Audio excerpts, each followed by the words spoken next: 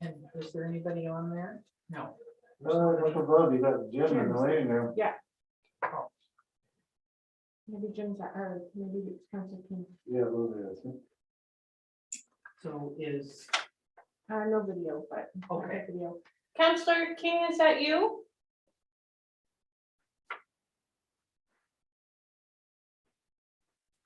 You've done beautiful stuff. Looks like it. Oh, this is video off.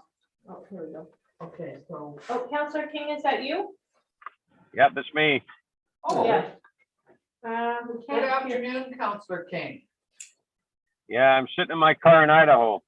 Oh, we can't hear you, but we can see you. All right.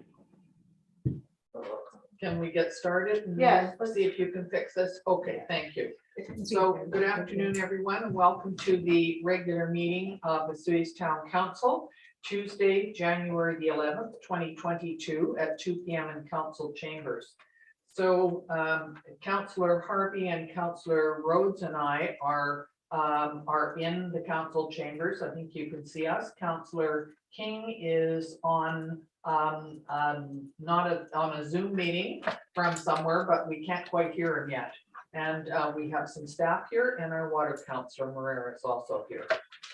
So I would, first up is the approval of the agenda and any late items, and I don't think there are any late items. Is there? Councillor Rhodes, Councillor Harvey, seconding that? All in favor? Thank you. And the adoption of some minutes, the regular open minutes from December the 14th.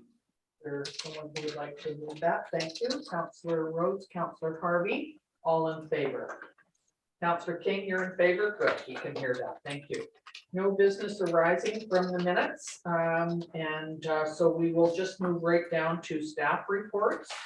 And we have Mr. Brownstein is going to give a report on the water reservoir upgrades. Thank you, Mr. Brownstein. Thank you, Your Worship. This is for the 340 reservoir, which is our main reservoir for the entire community that's on the domestic system. This is the one that's at the golf course, just as you're looking up towards the hill.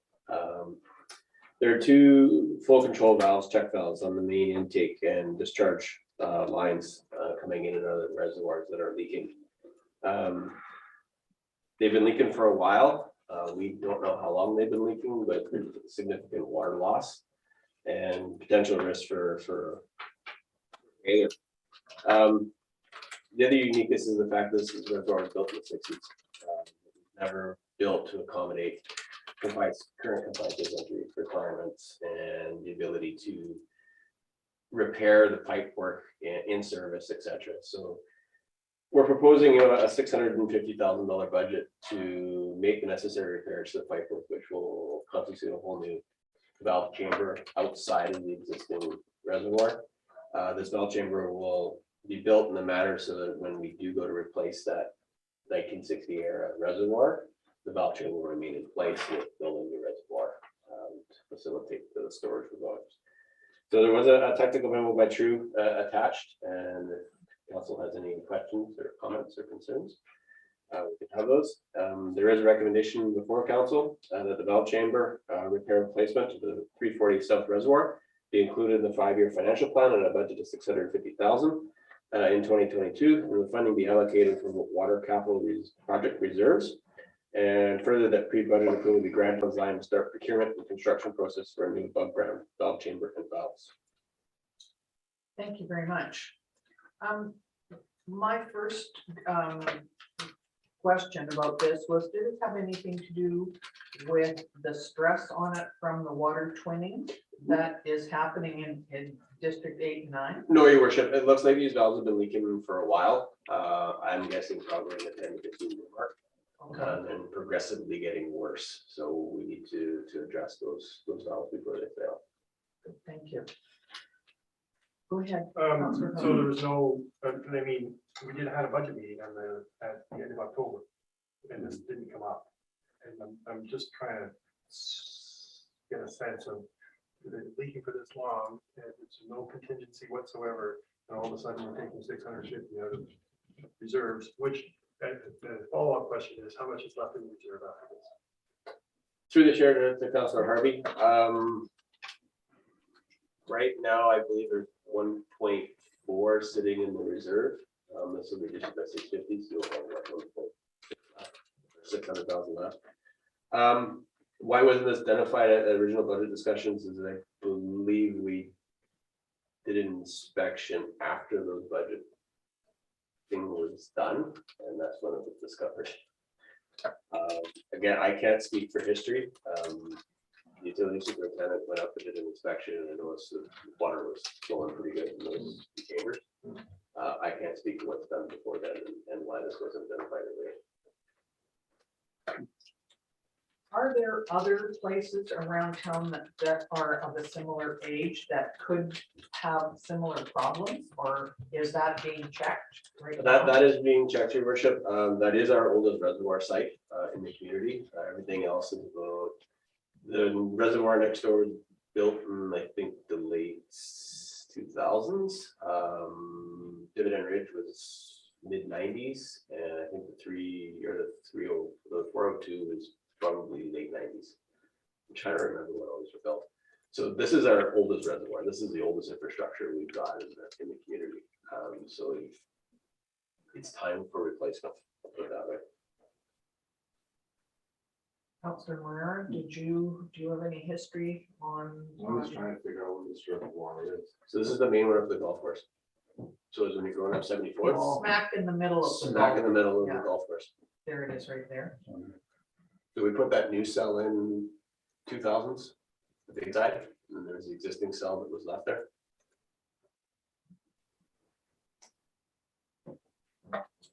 Okay, I think I know that was before. I'll have to take you on a tour one of these Oh, I know the town hall is very deep. days. but I did go on a survey with one of the last operational services directors, and we did go and have a look at all of those things. So it might not be, when the weather improves, might not be a bad idea to. I remember doing, when I say newer reservoirs, we did that. Yes, That one there, you know, this, hmm.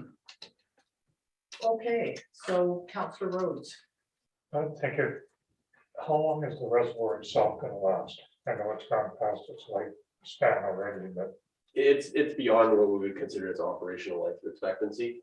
The last structural inspection, I think, was 5 or 6 years ago, and it seemed to be in working order. Concrete reservoirs are usually one of the longer lasting reservoirs. And if they're maintained correctly, they can far exceed their operational life. We haven't noticed any cracking or significant movement in the reservoir. Could last another 10 years, 15 years. We will be draining it if this project goes ahead, and we'll do another structural inspection and hopefully have some greater detail on what we could do or what we need to do in the future. so you will come back to council if there's something more that requires. Oh, yes, your worship, if there's more money, I will be coming back for more money. You know that. So I do think that asset management is really an important thing we have to deal with. And obviously, this is something that cannot go unattended. So I think we're going to have to bite the bullet. I just hope we don't have any other things that show up. So is there, Councillor King, did you have a concern or a question? Can you hear me? I don't, we can't hear you, but can you hear us? Yeah, I can hear you. Can you hear me now? He can, because he voted on something, so he must be able to. Okay, that must be tricky. So is there, go ahead, Councillor King, can you hear us? I can hear you. Can you hear me? It's his We- computer. We cannot hear you, so, Really? okay. I can hear you. Council, what would you like to do here? Councillor Rhodes? just for clarity, did you want 2 resolutions or do you want to do it all at once, using a pre-budget approval? Should we not have a separate? No, we don't need it. All right, so Okay, I'll move the staff recommended option. thank you. that we include the 650,000 in the financial plan, and that pre-budget approval be granted to complete the final design and start this process, which should be finished by May the 15th, correct? Is there a seconder for that? Thank you. Councillor Harvey is seconding. Both Councillor King. All in favor? Thank you very much. Thank you, Mr. Brownstein. So next is the general net payroll, and here. So the general net payroll and Sunbowl Arena financial accounts, and to report on expenditures from accounts payable and payroll information as of January the 11th, 2022. So general net cash requirements of $2,618,521.22. This is what we did in billing And permits this Sunbowl year, cash 30 requirements of Last year was only like, this was $16,575.91. 8 million, 30 million last year. Amended Building with, permits. This is how it's because going on. on October the 12th, it was reported twice, so $1,978.71 had been included twice. And net payroll accounts of $248,277.80. So the options are for council to receive these three for information purposes, or option 2 to request additional information. Councillor Rhodes. Thank you. Seconder, Councillor King. Thank you. All in favor. Thank you. And next is the building permit report. And we can see that there are some single family dwellings that are being built, and a couple of other things, some alterations and renos to the tune of, for the month of December, $1,976,000, and a total to date of $30,563,200. And that's almost 4 times the amount from 2020, which was $8,521,957. So it's nice to see that that we have people that are still interested in building new homes and construction and keeping jobs available here. So we need if anybody has any questions or anything, could we have a motion, please, that the building inspector report be received? Councillor Harvey, Councillor Rhodes, all in favor. Thank you. And bylaws. So the revenue anticipation borrowing bylaw has been, it was given first 3 readings. I think can't remember when, but we're up for, on the first, second, and third reading on December the 14th. So today, what we'd like to do is consider this this bylaw for adoption. Anybody like to move that? Councillor Harvey, Councillor King, all in favor. Thank you very much. And seeing that there's no new business, could we please have the report from the CAO, Mr. Chabot? Certainly, Your Worship. Thank you. I'll try to move through this rather quickly for a little bit longer than the normal reporting period. The items that have been provided to me go back to December. I can go. Yeah, you can drive and listen. So for myself, of course, dealing with, I think, perennial or usual HR and personnel matters within the organization. Working on updates to staff regarding COVID-19, the emergence of the Omicron variant, to protect employees, the community, and the continued provision of essential services. Undertook a review of the resort development strategy, visitor activity enhancement applications that were made to council at a committee of the whole on December the 14th with the province, just to ensure their consistency with provincial guidelines and requirements. And the news came back positive on the 4 applications that were made and the funding awards that council made, so we'll send out an email about those. There was a grant application for music in the park, for the Soyuz Paddling Club, for the Soyuz Arts Council for Spring Festival, and for the South Okanagan Opening Pride Society. And so we'll issue an e-news that will give the details of what they propose to do with that approved funding from the resort development strategy, the resort municipality initiative. I've been spending some time reviewing the draft OCP and the revised development area requirements therein. Well, It's because gonna I'm on Zoom necessitate too, and it's some eating up the amendments data. to the OCP Just announced I'm at prior to a 80% public now. hearing, and so council's gonna see that again. I'm one more on time, the Zoom. at I least. couldn't get through by phone, so I We tried haven't the had Zoom and I a got date in. scheduled for that yet. Moving on to community services over the Christmas holiday break. There was a water pipe and it was a fire suppression sprinkler system line burst under the gymnasium, I guess, or under the weight room. Caused minor damage to the Sonora Community Center. It's since been cleaned up and dried up. Not sure if we've got the fire suppression sprinkler system activated again yet or not, or if it was still off. It was off for a period of time. We were sending staff on a fire watch in the evenings, mostly because we were putting supplementary heat into it. And we were concerned about What's the that? possibility for something to go wrong again in there. So, I think a lot I of just shut them properties off. probably experience some issues with frozen pipes and issues with water with the colder than normal weather. Just to let people know that the winter program registration is still open. The uptake Still on on Zoom. programs and events has been relatively slow. Not surprising, given the pandemic and where we've been at, and the weather making it harder for people to get out and about and do things. They're planning a family day skate, and I would expect that that would be a free of charge skate, or perhaps one that is sponsored by the Rotary Club, I believe it is, that does it over there.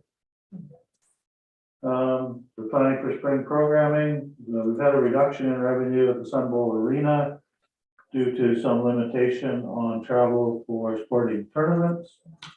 Local sports teams like our minor hockey and figure skating, they can still get together and practice, but people can't come from other communities for tourism events. No, they can, They can though, no, they can play games, just not tournaments. just not tournaments, so they don't play games. Okay. Yeah.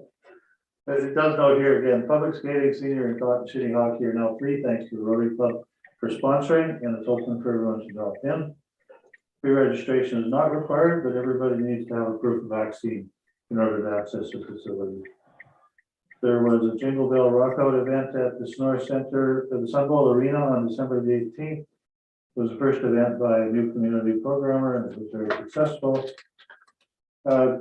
Advertising for applications for community grants is now out with a deadline the last Friday in February. There's information available on our website or from the Community Services Department. Staff are preparing funding applications for youth employment for the summer within the Community Services Department, Operational Services Department, and hopefully for corporate services and park ambassador positions.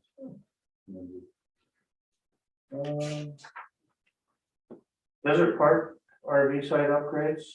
Council knows that the contract was awarded to Andres Construction from Soyuz. That work will commence as soon as the weather will permit.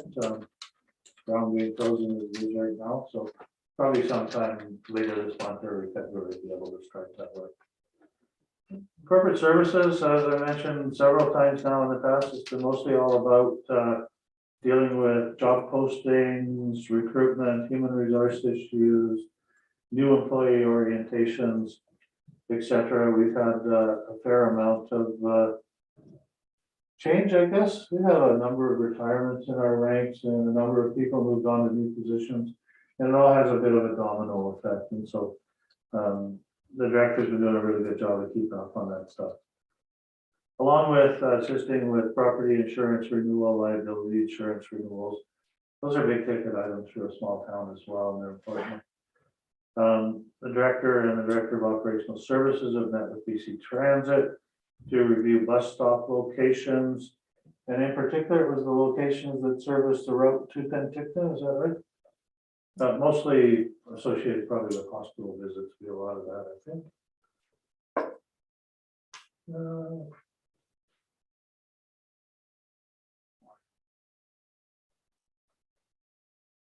We've got a new second bylaw enforcement officer starting on Monday.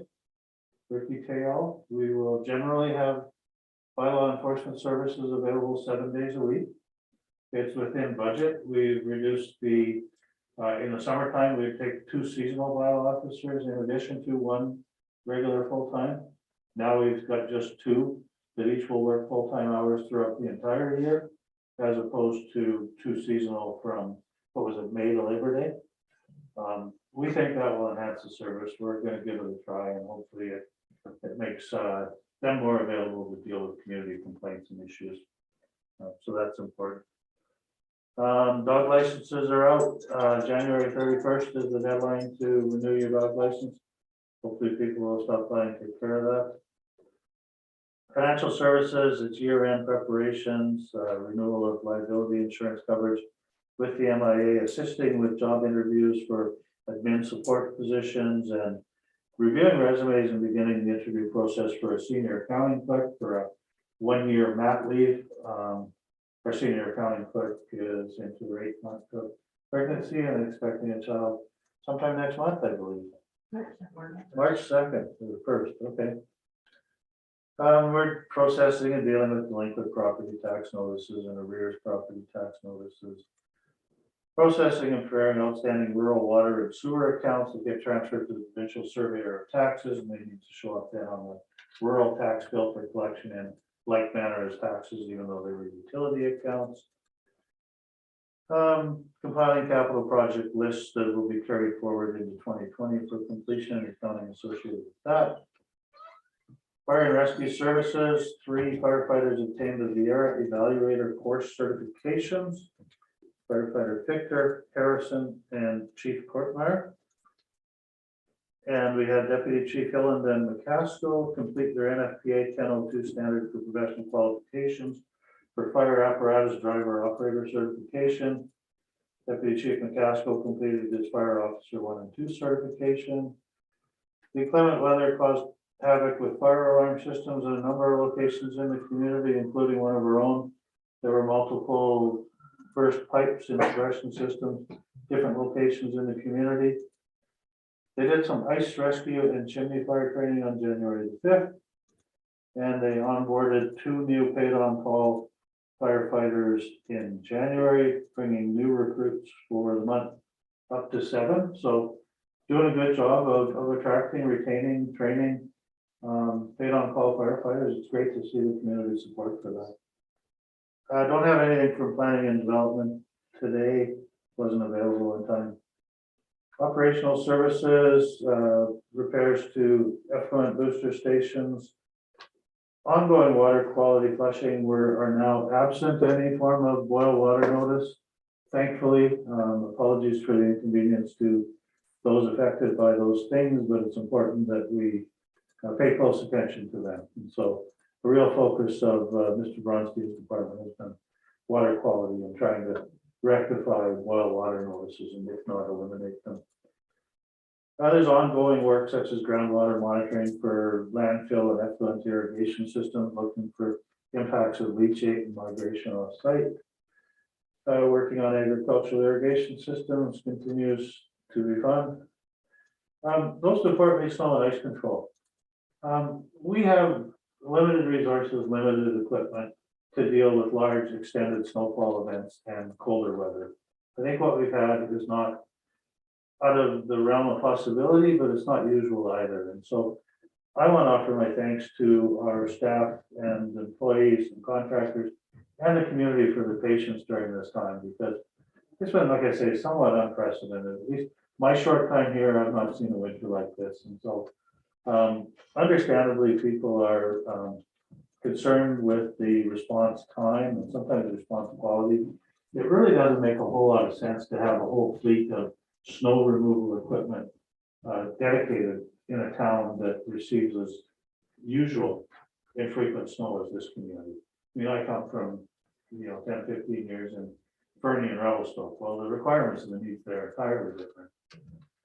So we do what we can with what we've got under the fleet. We had a number of equipment breakdowns. The 5-ton dump truck with the snowplow and a sander on it was out of service when this report was prepared. The Kubota tractor that's used to plow sidewalks was out of service. Unit 23, a snowplow and a sander, it continues to have maintenance issues. So we're operating older equipment and sometimes undersized equipment. And so, again, my thanks to our staff for leaning in and doing what they can with what we give them. The Science Lake water main crossing was successfully completed.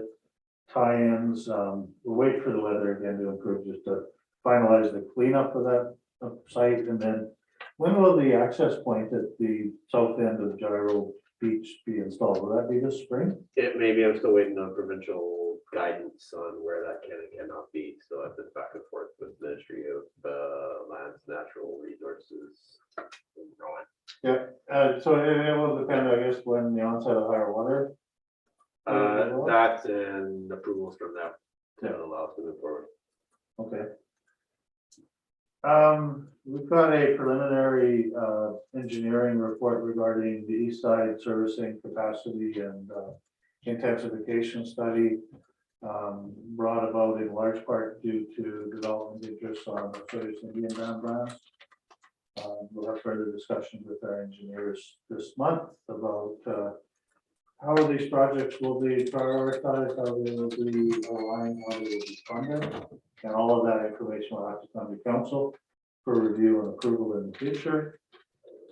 Tender for the improvements to Legion Beach has been released and it closes middle of next week.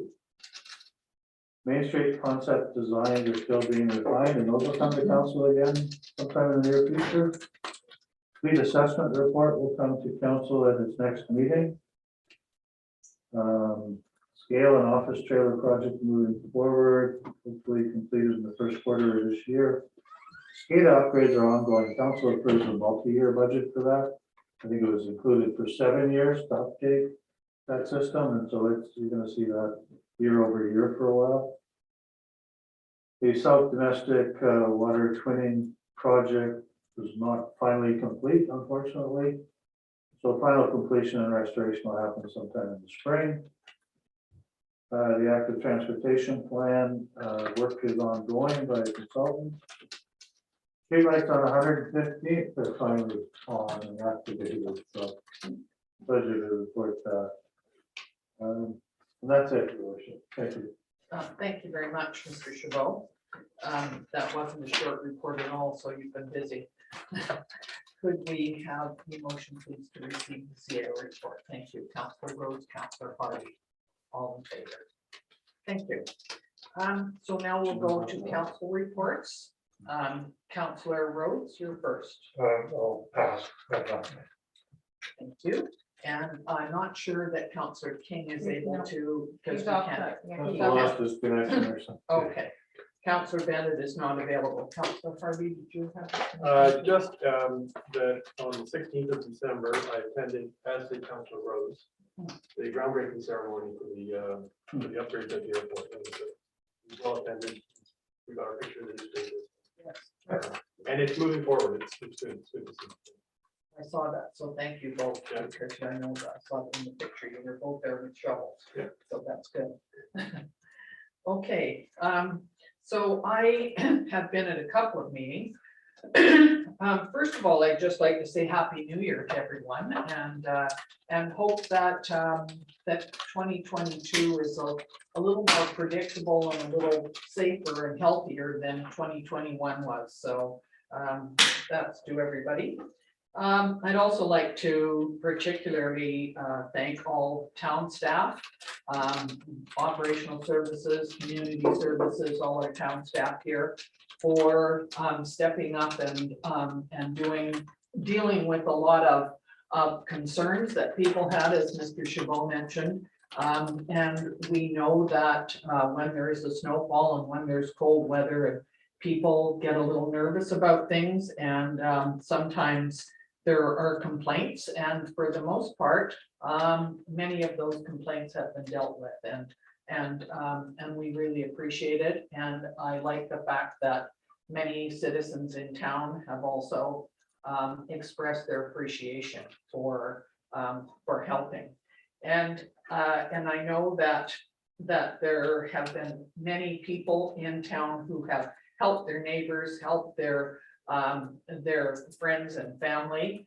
And it's nice to see that we were able to use some of those small businesses to help us in clearing the snow. If anybody has any concerns about the amount of snow that has been cleared, if you go over to the boat trailer parking lot, there is a pile in there that has been, obviously many dump trucks full have been taken over there, and that's where it's been put.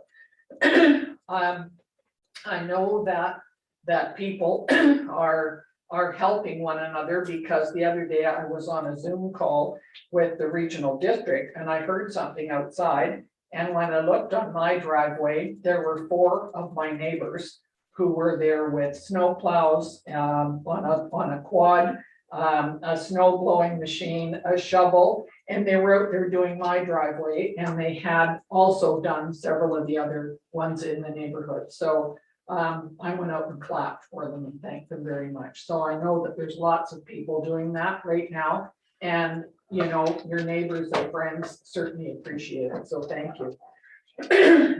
Yesterday I was on a Highway 3 Coalition Zoom meeting, and this is made up of mayors and chairs of regional districts from Hope all the way to the Alberta border, and actually some of the people in Alberta all the way to Medicine Hat. That's Highway 3. They were on it as well. So there were 2 main issues that were talked about, and it was a couple of hours long meeting. The teleservice is, and that would be wireless service along Highway 3.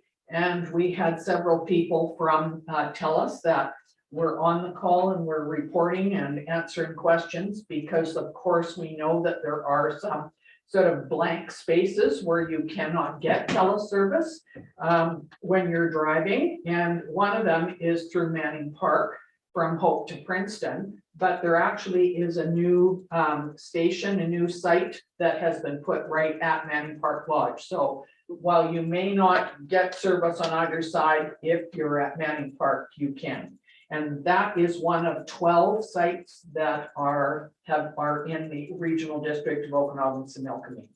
So there certainly are some concerns over in the Kootenays, because this is all part of our area.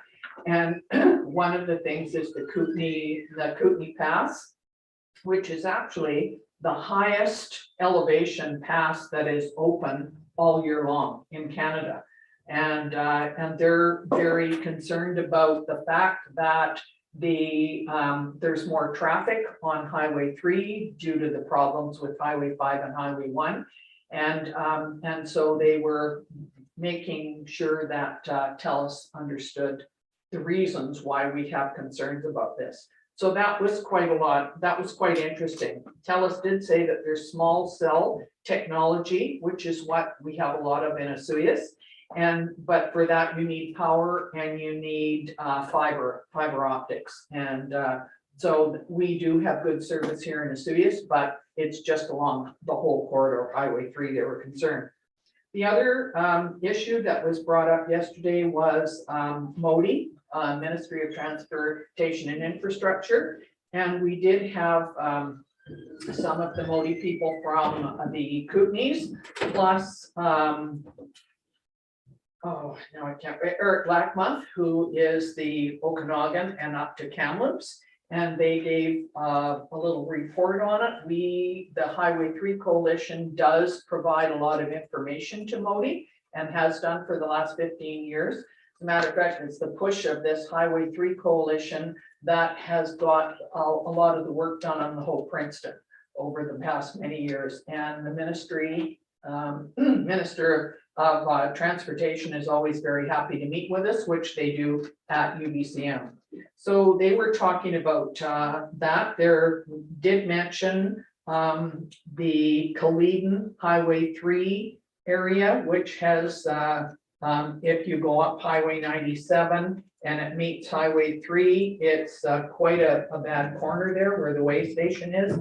And they have taken note of that, and I think that is moved up on their list of areas to look at.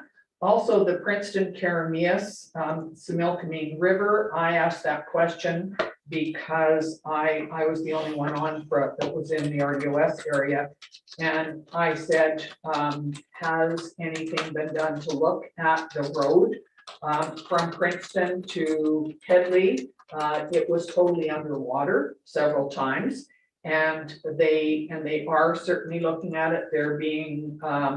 They're looking at carefully how the river has come up, and in terms of this rain event that we're going to see over the next few days, it's possible that the Similkameen River could rise again a little bit, and that's been a concern for the last while. So they're keeping an eye on it, and it was just our job as members of this group to make sure that Modi was listening, and so we've been telling them. So speaking of that, there could be some rain here, which is going to make things a little bit slippery.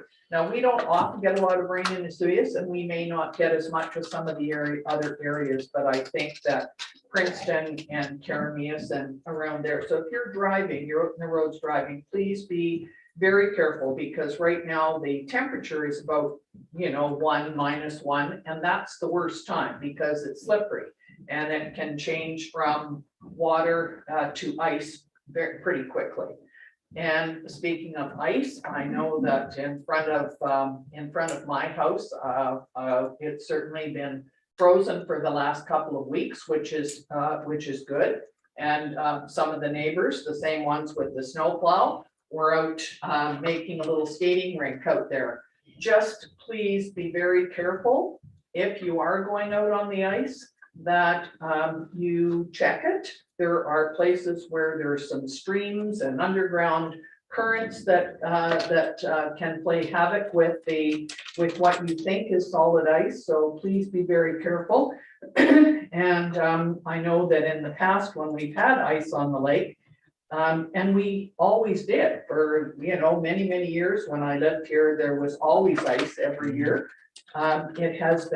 It's been milder for the last few years, so we haven't had as much. But the RCMP are pretty good about providing information and letting us know if there's some concerns. So I think perhaps we could call the RCMP and just check with them to see what they say. I know that they don't always like to say yes, it's safe, or no, it isn't, because in some areas it's safer than others. But people need to be very careful that they are watching where they're going.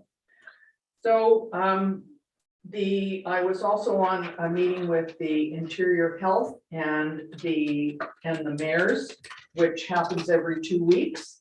And they were talking about vaccines and hoping that people would get their full vaccines plus their boosters. And they're concerned about questions about school opening, which opened yesterday and in the province of BC, and they're hoping that is a safe thing, but they'll keep an eye on it. Somebody asked, are rapid tests, the antigen tests, accurate? And according to Interior Health, they are accurate.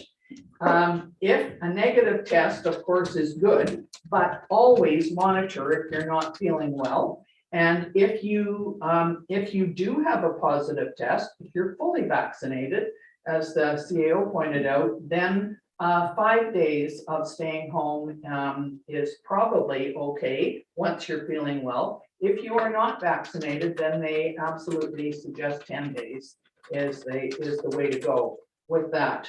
If you have any symptoms, please stay home until you're feeling better again.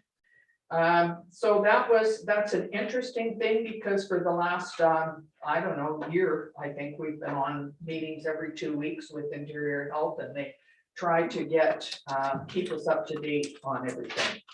And one more, and this is a positive story. I was watching the women's curling the other day in BC, and the winner of the BC women's goes to the Scotties, which is across Canada, and the men's winner goes to the Brier. Well, the Scotties are, I think, at the end of the month in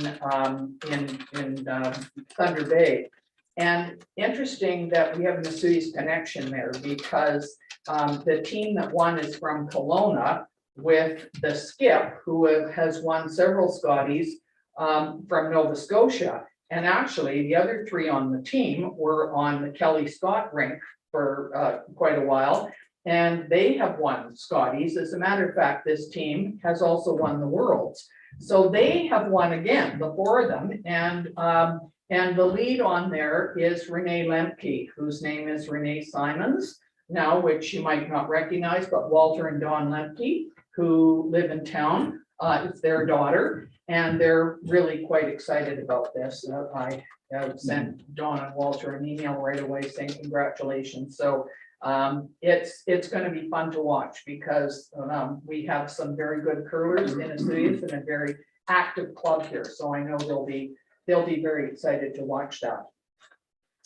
Anyway, that's all I had for today. It's a short meeting. I presume that the next one in 2 weeks probably will have some more information on it once we get things organized. So that's all that we have for today, and I need to have the termination of the meeting, it's called. So I need a mover and a seconder, please, that the meeting be terminated. Councillor Harvey, Councillor Rhodes.